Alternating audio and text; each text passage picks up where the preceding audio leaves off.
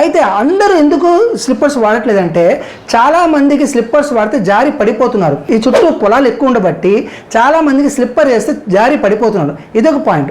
రెండోది ఏంటంటే పొలాల్లో పనిచేసేటప్పుడు వాళ్ళ స్లిప్పర్స్ ఉంటే ఈజీగా పని చేయలేకపోతున్నారు, అందుకని వాళ్ళు స్లిప్పర్స్ వాడట్లేదు.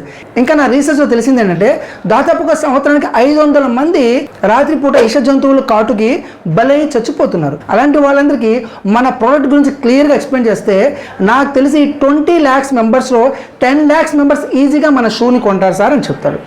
అప్పుడు జనరల్ మేనేజర్ చూసారా ఉదయ్ గారు, నేను మీకు ఏం టాస్క్ ఇస్తాను, మన షూ సేల్ అవుతుంది లేదా కనుక్కోరమ్మన్నారు. మీరు డైరెక్ట్గా వెళ్ళి కనుక్కొచ్చారు. బట్ అనిల్ మాత్రం అలా చేయలేదు. మొత్తం మార్కెట్ మొత్తం రీసెర్చ్ చేసి మన షూ గురించి మార్కెట్లో ఎంతవరకు వెళ్తుందో క్లియర్గా ఎక్స్ప్లెయిన్ చేశారు. అందుకే నేను తనని మేనేజర్గా చేశాను అంటారు. అప్పుడు ఉదయ్ అంటారు, yes sir you are right. ఎందుకంటే అనిల్ లాగా నేను మార్కెట్ రీసెర్చ్ చేయలేదు, నాకు జస్ట్ మీరు చెప్పిన టాస్క్ వర్క్గా చేశాను.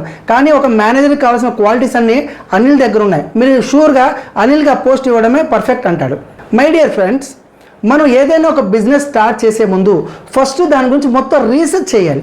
అసలు మన ప్రోడక్ట్ అక్కడ సేల్ అవుతుందా లేదా, మనకు మార్కెట్ ఎంత ఉంది, అక్కడ ఎంతవరకు మన ప్రోడక్ట్ని సేల్ చేయవచ్చు, ఎవరు మన టార్గెట్ కస్టమర్స్, మన ప్రోడక్ట్ ఎంతవరకు తీసుకెళ్ళచ్చు, ఇలా మొత్తం రీసెర్చ్ చేయాలి. చేసిన తర్వాత మాత్రమే మనం అక్కడ కంపెనీ స్టార్ట్ చేయాలి. అప్పుడే మనం అక్కడ సక్సెస్ అవుతాం. అంతేగాని ఎటువంటి నాలెడ్జ్ లేకుండా డైరెక్ట్గా అక్కడ జనాలు ఉన్నారని మన ప్రోడక్ట్ పెట్టేస్తే అది సక్సెస్ అవ్వచ్చు అవ్వకపోవచ్చు, టోటల్గా మనము లాస్లో వెళ్ళిపోతాం. ఈ పాయింట్ మీకు అర్థమైంది అనుకుంటా. మై డియర్ ఫ్రెండ్స్, నా వీడియో మీకు నచ్చితే ప్లీజ్ నా ఛానల్ లైక్ చేయండి, సబ్స్క్రైబ్ చేయండి, మీ ఫ్రెండ్స్తో షేర్ చేయండి. Thank you for watching my video. Thank you. All the best. Take care. Bye bye.